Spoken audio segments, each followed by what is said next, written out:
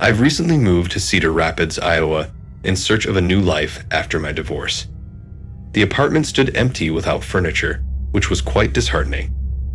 My brother Eric, who lives in the same city, gave me the contact information of his friend John, who was supposedly moving and willing to sell me furniture at a good price. Intrigued by the offer, I called John to inquire about the furniture.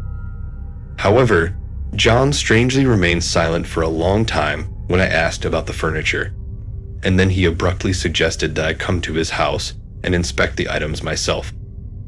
I decided to proceed cautiously and informed Eric about John's strange behavior.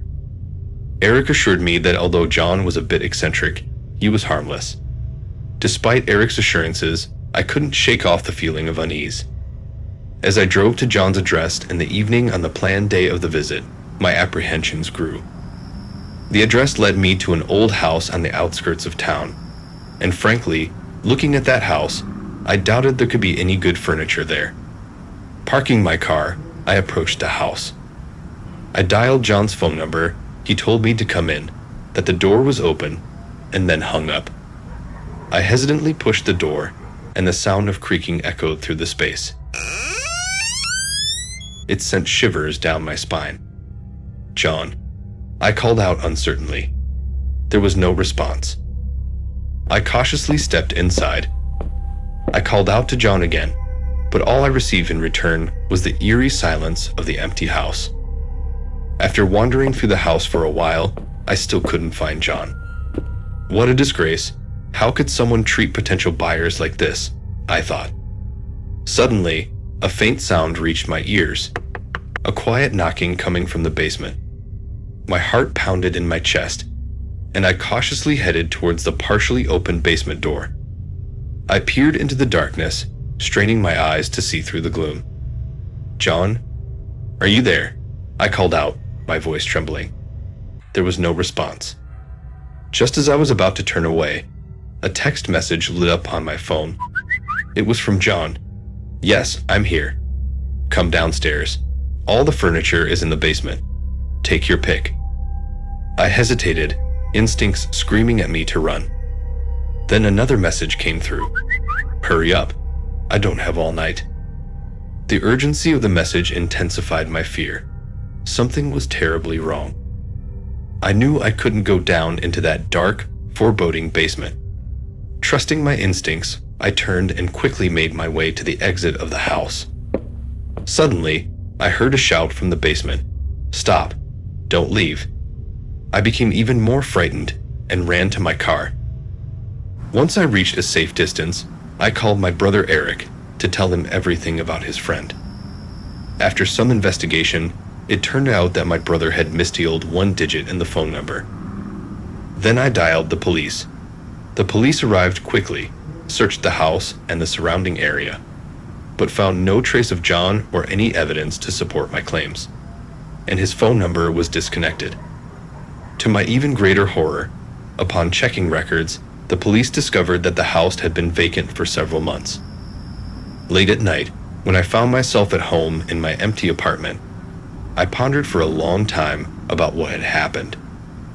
I realized that intuition should never be ignored, as today it saved me. I've always found the old man who lived across the street strange. He was always watching from his window, his eyes never leaving the neighborhood. And at night, if you listened closely, you could hear muffled screams coming from the house. My name is Patrick, and I was 11 years old when I started noticing the old man's strange behavior. He never seemed to leave his house, and he was always watching us kids play in the street. Sometimes, I would catch him staring at me, and it would send shivers down my spine.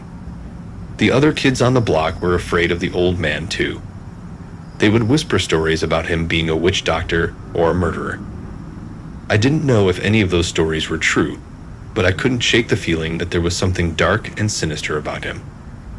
One day, a strange woman came to visit the old man. She introduced herself as his daughter and said that she was taking him away to live with her in another city. I watched from my window as the old man's belongings were loaded into a moving truck and the house was finally empty. I was relieved to see the old man go.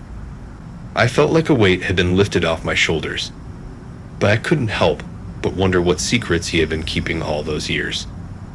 A few weeks later, I was playing with my friend Michael when we decided to explore the old man's house.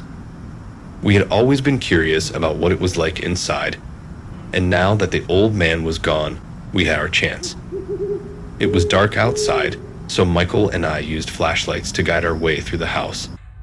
The air was thick with dust and the smell of decay. As we ventured deeper into the house, we could hear strange noises coming from the basement. Michael and I exchanged nervous glances. Should we go down there? Curiosity got the better of us, and we slowly made our way down the creaky stairs. The basement was dark and damp, and the air was even colder than it was upstairs. Michael and I shone our flashlights around the room, our beams dancing across the cobweb-covered walls. Suddenly, we heard a loud crash from behind us. We spun around to see that a large object had fallen off a shelf and landed on the floor. Michael let out a yelp as something sticky and wet splattered his head. I screamed and stumbled back, my hands instinctively reaching for my face. I felt something sticky on my fingers and looked down to see that I had smeared the substance all over my face. Panic-stricken, Michael and I turned and ran for the stairs. We stumbled up the steps, our hearts pounding in our chests. We didn't dare stop until we reached the second floor. There, we found a window that was unlocked. We climbed out onto the fire escape and scrambled down to the ground. We ran away from the old man's house as fast as we could, not daring to look back. We didn't stop running until we reached my house. To this day, I still wonder what secrets the old man kept hidden in his basement. And I still get chills down my spine whenever I think about the sticky, wet substance that fell on Michael and me.